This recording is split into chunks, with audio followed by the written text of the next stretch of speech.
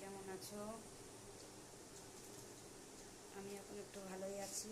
তো আমার ছেলে আজকে আসবে, আমি কি খাবার দাবার করছি দেখো।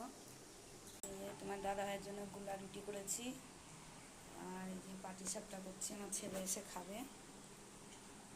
ও খুব ভালোবাসে খেতে, ওর জন্য করছি।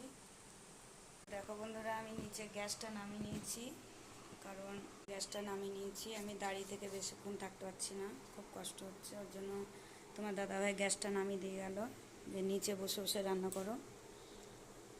আর এদিকে আমার মেয়ে বিরিয়ানি খাচ্ছে, দেখো তোমরা।